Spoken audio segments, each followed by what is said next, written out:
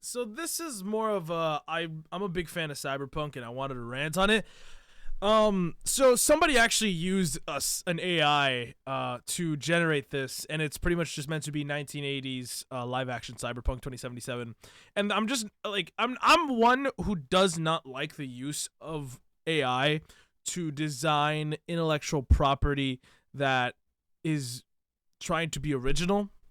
So like people who try to use AI for the sake of like, oh yeah, I made this. Like this is original because I made it via AI, which is stupid. Um, AI itself cannot be original because it's trained off other property, whatever. That's besides the point. This was just really cool because I could see this being a banger ass movie. It's pretty much Fifth Element. Before anybody like says anything, it's just Fifth Element. And if you guys have never watched it, it's a great movie. One of my favorite Bruce Willis movies ever made. Like it's almost Fifth Element, but less spacey, more grungy Earth, like Street Kid style. I mean, here, just take a couple looks at it, like a couple of the characters.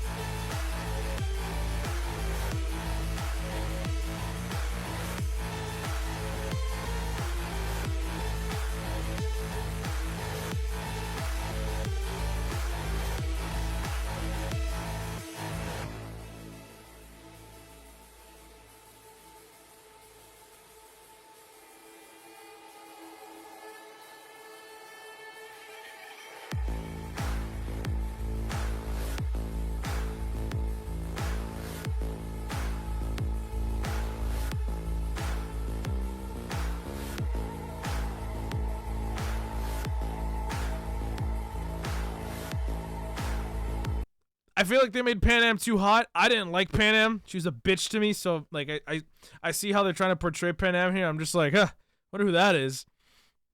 They made Johnny look like that one guy from WWE. I don't know WWE, but I hope you guys know what I'm talking about. The cop. I could imagine him being exactly like that, overly sweaty, like tall, dark, and handsome kind of dude. You know, they made like the overly muscular guy. Bozo, the fucking grenade nose guy. That shit, he looks fucking hilarious. He also looks like a genuinely sweet guy. Like he'd probably make your mom cookies or some shit as a gift. I don't know. Idris Elba's in there. I think I got spoiled. I don't know why Idris Elba is in there. At least I think it's Idris Elba. It kind of looks like a mix of Idris Elba and it looks like an old mix of Idris Elba and Will Smith. If that's the DLC, I probably got spoiled on a character, but I don't think I hope it's not that big of a deal. The trauma team shit. The trauma team stuff was actually on point. Like I was impressed with even the way it kind of looks, just the lights and movement feel very like, yeah, this is the 1980s, like we're trying to go for a cyberpunk kind of look. It looks really good. Like this is one of the very few circumstances that I'm like, hey, this is some good use of AI because it generates something really cool. Also, Skippy looks fucked as all hell, but this might as well be lore accurate Skippy. That motherfucker's a piece of shit. I hate Skippy with all my heart, and I will still use that gun no matter what. And the Atom Smasher that you see in this almost reminds me of the the super old school Mario movie with Bowser. Like, it almost looks like it's that Bowser actor. For reference, here's a very, very scientific and very accurate cross-examination survey, aka two photos right next to each other. And then the Arasaka guard. The Arasaka guard looks dope. I would fuck with a movie that would do this. But here's the thing. If this were to ever become a movie, it quite literally just needs to have full directive control by Christopher Nolan.